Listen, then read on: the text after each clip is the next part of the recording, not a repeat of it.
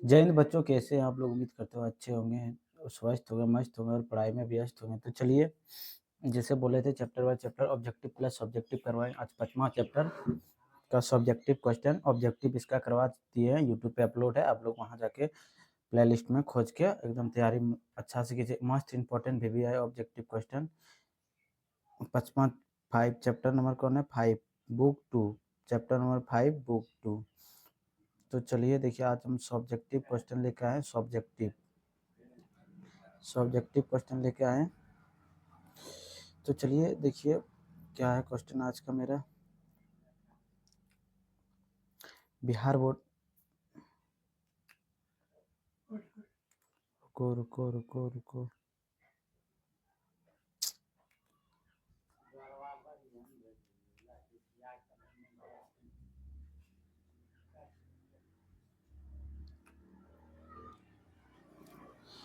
Question क्या है आज मेरा। चलिए देखिए क्या है। Bihar board inter exam 2026 subject political science subjective type question 2026 के परीक्षा में आने की 100% संभावना संभावना 100%। चैप्टर का नाम है कांग्रेस व्यवस्था की चुनौतियों तथा उसका पुनर्स्थापना। चैप्टर ए नाम है most important VVI subjective question है। Subjective plus objective, subjective plus objective का करवा दिए हैं, प्ले लिस्ट में अवेलेबल है, वहाँ जाके सर्च कीजिए और पढ़िए। एकदम मोस्ट इम्पोर्टेंट क्वेश्चन है। जितना ऑब्जेक्टिव हम पढ़ा रहे हैं सब एग्जाम में 700 प्लस ऑब्जेक्टिव करवाएंगे। 700 प्लस ऑब्जेक्टिव करवाएंगे। 700 में तो 100 आएगा, 100 में 50 को बनाना है बस। और सब्जेक्टिव भी हम 500 से प्लस करवाएंगे। सब्जेक्टिव भी 500 से प्लस करवाएंगे, उसमें 50 को बनाना है। तो चलिए देखिए, सब्जेक्टिव भी शॉर्ट क्वेश्चन एकदम शॉर्ट ट्रिक से बता रहे हैं, ज़्यादा लंबा नहीं ले, एकदम शॉर्ट ट्रिक से आंसर इसका हम बता रहे हैं। शॉर्ट ट्रिक से, ज़्यादा इधर उधर लंबा लिखने से कोई फायदा नहीं, जितना आंसर होगा उतना। तो चलिए, पहला नंबर मेरा क्वेश्चन क्या है देखिए। पहला नंबर मेरा क्या क्या 1967 के चुनावों का कांग्रेस प्रणाली पर क्या प्रभाव पड़ा। 1967 के जो चुनाव हुआ था उस पर कांग्रेस प्रणाली पर क्या प्रभाव पड़ा था। तो इसका आंसर क्या होगा? आंसर की देखते हैं। कांग्रेस को लोकसभा में जीत तो मिली, लेकिन कई राज्यों में विधानसभा चुनाव हार गए, जिससे गैर कांग्रेसी गठबंधन बने और कांग्रेस प्रणाली को चुनौती मिली। देखिए 1967 में कई राज्यों में कांग्रेस को हार हुआ। कौन कौन राज्य में? तमिलनाडु और केरल में हार हुआ था। केरल में पराजय का शुरुआत 1967 से हुआ था। पराजय का शुरुआत कब से हुआ था? 1967 से ही हुआ था कांग्रेस को। क्या कांग्रेस को लोकसभा में जीत तो मिल गई थी, लोकसभा में जीत तो मिल गई, लेकिन कई राज्यों में विधानसभा का जो चुनाव हुआ, एमएलए का जो चुनाव हुआ, उसमें कई राज्यों में हार का सामना करना पड़ा था। तो चलिए देखिए, दूसरा नंबर क्वेश्चन क्या है। दूसरा नंबर, सिंडिकेट क्या था? सिंडिकेट क्या था? यह कांग्रेस पार्टी के भीतर एक ताकतवर और प्रभावशाली नेताओं का गुट था जो इंदिरा गांधी के खिलाफ काम करता था। सिंडिकेट देखिए 1969 में जो राष्ट्रपति चुनाव के कारण विभाजन हुआ था, कांग्रेस विभाजन हुआ था। मतलब जितना कांग्रेस का वरिष्ठ नेता था वो किसी और को राष्ट्रपति उम्मीदवार घोषित करना चाह रहे थे, लेकिन उस प्रधानमंत्री द्वारा ये बात मानेगा। तो प्रधानमंत्री उस समय कौन था? इंदिरा गांधी थी। इंदिरा गांधी ने अलग किसको बनाया? बीबी गिरी को। किसको बनाया? बीबी बीबी गिरी को प्रधानमंत्री बनाया। इसी कांग्रेस का जितना भी वरिष्ठ नेता थे ना, उसमें टूट हुआ, अलग अलग गुट बना लिए। गुस्सा हो गया कि अब मेरा बात नहीं मानने लगा तो इस सबके पार्टी में नहीं रहना चाहिए। ये कांग्रेस सिंडिकेट है। या लिखा साफ साफ, कांग्रेस पार्टी के भीतर का एक ताकतवर और प्रभावशाली नेता का गुट था जो इंदिरा गांधी के खिलाफ काम करता था, जो इंदिरा गांधी के खिलाफ था। चलिए, अगर समझ गए होंगे कमेंट में ऐसे लिखिएगा, नहीं तो नो, फिर से बताएंगे आप लोगों को। चलिए दूसरा तीसरा नंबर पॉइंट क्या है देखिए। कितना इजी टाइप, हम लंबा क्वेश्चन इतना सा भी लिखिएगा, 2 नंबर कोई नहीं छोड़ा सकता। 2 नंबर कोई नहीं छोड़ा सकता, ये गारंटी है मेरा। क्या गैर कांग्रेसवाद का क्या अर्थ है? गैर कांग्रेसवाद वाद जो है क्या अर्थ, उसका मतलब क्या होता है? चलिए, यह कांग्रेस और उसकी नीतियों के विरोध में विभिन्न संप्रदाय की पार्टियों का एकजुट होना था। यह कांग्रेस और उसकी नीति के विरोध में विभिन्न संप्रदाय की पार्टियों का एकजुट होना था। यह गैर कांग्रेसवाद कहलाता है। चलिए चौथा नंबर क्या, जय जवान जय किसान का नारा किसने दिया था? जय जवान जय किसान का नारा किसने दिया था? तो यह नारा लाल बहादुर शास्त्री ने दिया था। उस समय जब प्रधानमंत्री था लाल बहादुर शास्त्री, उसी टाइम जय जवान जय किसान का नारा दिया था। देखिए 55वां नंबर क्वेश्चन क्या, कितना इजी है। गरीबी हटाओ का नारा किसने दिया था और क्यों दिया था? गरीबी हटाओ का नारा किसने और क्यों दिया था? इंदिरा गांधी ने 1971 में चुनाव के दौरान कांग्रेस आर की वापसी के लिए गरीबी हटाओ का नारा दिया था। इंदिरा गांधी 1971 की जो चुनाव हुआ था उस दौरान कांग्रेस आर की वापसी के लिए गरीबी हटाओ का नारा दिया था। ऑब्जेक्टिव और सब्जेक्टिव में दोनों में पूछे जाते हैं ये वाले प्रश्न। तो ये 6वां नंबर क्वेश्चन क्या, 1971 चुनाव में कांग्रेस प्रणाली कैसे पुनः स्थापित हुई? 1971 में कांग्रेस को हार हो गई थी, कांग्रेस को हार मिल गई थी। तो 1971 के चुनाव जब हुआ उसमें कांग्रेस फिर वापसी की। तो चलिए गरीबी हटाओ के नारे में ने जनता को समर्थन पाया और कांग्रेस आर की भारी बहुमत से विजय हुई, जिससे कांग्रेस प्रणाली का पूर्ण निर्माण हुआ। उधर हार हो गई थी उधर 1969 में, तो गरीबी 1967 में गरीबी हटाओ के नारे ने जनता का समर्थन पाया। जैसे क्या एक बार 2014 में मोदी जी जब प्रधानमंत्री, अरे खाते में 15 लाख रुपया देंगे, ये वो झूठो सचो पूरा नारा लाया, ढींग हाँक दिया था। हर एक बेरोजगार ने 2 लाख 1.5 लाख हर एक साल भर्ती निकालेंगे, 2 लाख कि 2 करोड़, यही भाषण था, आज नहीं है। तो उससे बहुत सारे स्टूडेंट और बहुत सारे भी मतलब गार्जियन सब प्रभाव कि मेरा बच्चा का अगर वैकेंसी निकालेगा, किसी में सिलेक्शन होगा। उसी तरह यहाँ नारा भी दिया था, गरीबी हटाओ का नारे से जनता का समर्थन किया, हाँ सही में गरीबी हट सकता है, रोजगार मिल सकता है पाया और कांग्रेस आर भारी बहुमत से विजयी हुआ, जिससे कांग्रेस प्रणाली का पुनः निर्माण हुआ। चलिए 7वां नंबर क्वेश्चन क्या देखते हैं, प्रिय प्रिविवी वर्ष किसे है और इसे किसने खत्म किया? प्रीवी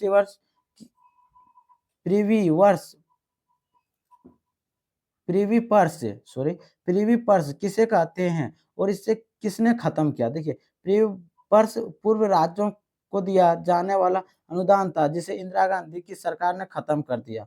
अनुदान देता था उसको इंदिरा गांधी ने खत्म कर दिया। ग्रैंड अलायंस क्या था? ग्रैंड अलायंस क्या था? यह गैर कांग्रेसी और गैर साम्यवादी पार्टियों का चुनाव गठबंधन था, जिसने 1971 में इंदिरा गांधी के खिलाफ चुनाव लड़ा था। देखिए ग्रेट अलायंस एक गठबंधन था या गैर कांग्रेसी और गैर साम्यवादी पार्टियों का चुनावी गठबंधन था। जिस अभी इंडिया अलायंस है ना, उसी तरह ग्रेट अलायंस एक पार्टी होती है, गठबंधन किया था। 1971 में इंदिरा गांधी के खिलाफ चुनाव लड़ा था, उसी के खिलाफ ये गैर अलायंस का पार्टी था। देखिए 9वां नंबर क्वेश्चन क्या, नेहरू की मृत्यु के बाद उत्तराधिकारी संकट का कारण क्या था? नेहरू जी का जब मृत्यु हो गया, उसका उत्तराधिकारी संकट का कारण क्या था? नेहरू की असमय मृत्यु 1964 से पार्टी में नेतृत्व के चयन को लेकर असमंजस पैदा हुआ।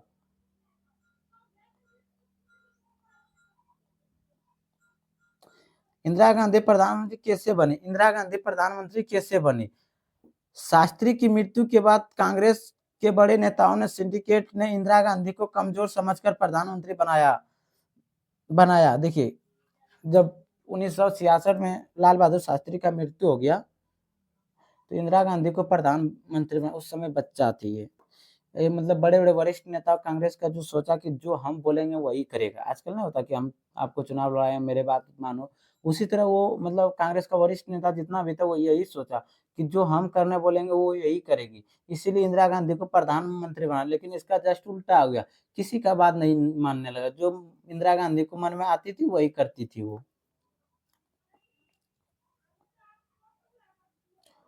1962 के चुनाव में कांग्रेस का प्रदर्शन कैसा रहा? 1962 में जो चुनाव हुआ था, तीसरा आम चुनाव, उसमें कांग्रेस का प्रदर्शन कैसा रहा? 1962 में तीसरे आम चुनाव में कांग्रेस ने भारी बहुमत से जीत हासिल की और नेहरू तीसरी बार पीएम बने। 1962 के चुनाव में पंडित जवाहरलाल नेहरू कांग्रेस ने भारी बहुमत से विजय प्राप्त हुआ और तीसरी बार पंडित जवाहरलाल नेहरू प्रधानमंत्री बने।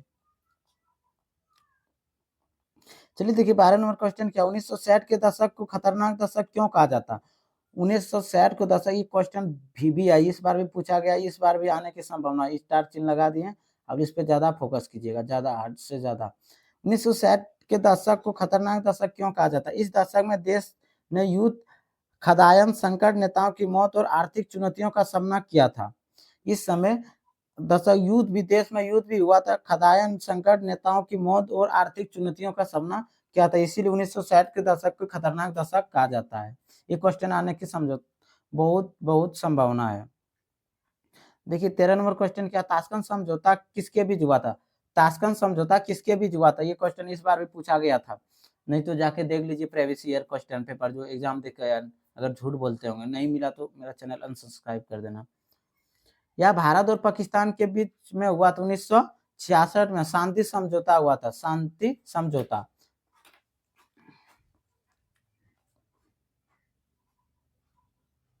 उन्नीस सौ उनहत्तर, अभी एक हम कल एक वीडियो बनाए थे कि कांग्रेस का विभाजन का कब हुआ, 1969 राष्ट्रपति चुनाव के कारण था। कोई हमको कमेंट किया था कि आप गलत पढ़ा रहे हैं, क्योंकि कांग्रेस का विभाजन 1907 ईस्वी में हुआ था। हम मानते हैं सूरत अधिवेशन में कांग्रेस का विभाजन 1907 ईस्वी में, हम भी मानते हैं, लेकिन 1969 में भी कांग्रेस का विभाजन हुआ था। नहीं तो आप गूगल पे जहाँ पे सर्च करना है सर्च कर लो, उस किस कारण हुआ था, कारण तो अलग अलग है ना। वो सूरत अधिवेशन में 1907 ईस्वी में विभाजन हुआ था, 1907 ईस्वी में। इसमें राष्ट्रपति चुनाव को लेकर कांग्रेस में विभाजन हुआ था।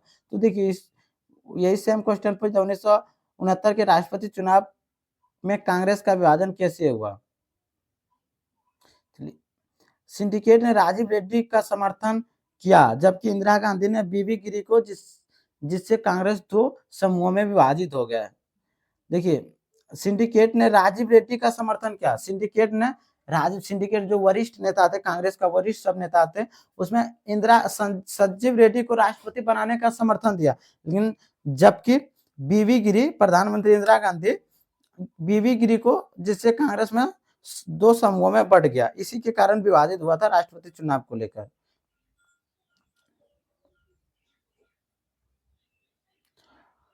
1967 चुनावों के बाद किसने कांग्रेस में अपनी जगह बनानी शुरू की? 1967 चुनाव के बाद किसने अपनी जगह कांग्रेस में बनाने शुरू की? चलिए इसका आंसर क्या होगा, आंसर की देखते हैं। देखिए आंसर यही है, नतीजों की खराब स्थिति के बाद इंदिरा गांधी ने कांग्रेस में अपना पांव जमाना शुरू किया। नतीजों की खराब स्थिति के बाद इंदिरा गांधी ने कांग्रेस में अपना पांव जमाना शुरू किया। देखिए कितना शॉर्ट आंसर है, शॉर्ट, एक लाइन लिखो बस 2 नंबर मिल जाएगा, ऑब्जेक्टिव टाइप। एक कोई नहीं काट सकता। अब कोई बोलता है कॉपी भर दो, ये भर दो, सब कुछ नहीं होता भाई। एक जिसका जितना आंसर होगा उतना लिख दो, बस आपको नंबर मिल जाएगा। 1967 चुनाव में कितने राज्यों में कांग्रेस को बहुमत नहीं मिला? 1967 में जो चुनाव हुआ था, कितने राज्यों में कांग्रेस को बहुमत नहीं मिला? चलिए इसका आंसर, कई राज्यों में बहुमत नहीं मिला और कुछ में तो कांग्रेस सरकार नहीं बनी।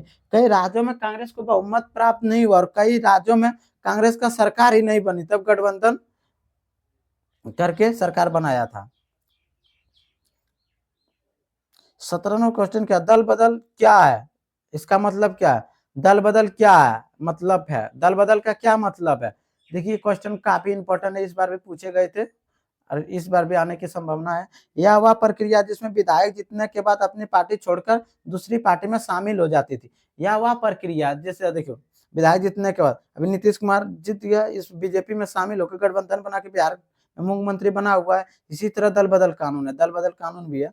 यह प्रक्रिया जिसमें विधायक जीतने के बाद अपनी पार्टी छोड़कर, जैसे कोई पार्टी आरजेडी से लड़ा, आरजेडी से आनंद सिंह जीता और अभी किसमें, बीजेपी में शामिल हो गया, बीजेपी में शामिल हो गया।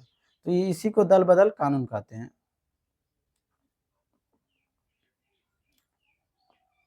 18वां क्वेश्चन क्या है, कांग्रेस प्रणाली की स्थापना कब और कैसे हुआ? 1952-67 तक 3 बार लगातार जीत से कांग्रेस का प्रभुत्व स्थापित किया, जिसे कांग्रेस प्रणाली कहा गया। समझ गए होंगे आप लोग, एकदम आराम से स्थिर से आप लोग मन लगा के क्वेश्चन को लिखने और छापने की कोई जरूरत नहीं, 1 से 2 बार देख लीजिए, बस एकदम इजी टाइप पढ़ा रहे हैं, याद हो जाएगा आप सभी को।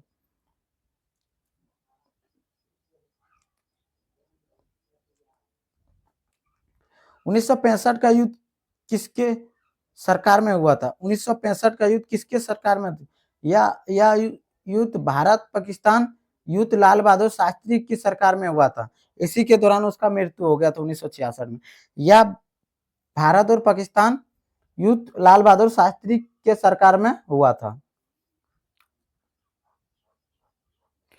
1967 में हुआ चौथा आम चुनाव भारत के राजनीति इतिहास में क्यों महत्वपूर्ण था? 1967 में जो चौथा आम चुनाव हुआ था भारत के इतिहास में क्यों महत्वपूर्ण है? चलिए, यह चुनाव कांग्रेस प्रणाली को पहले वास्तविक चुनौतियां देने वाला चुनाव था, क्योंकि कई राज्यों में कांग्रेस हार गई और गठबंधन राजनीति उभरी।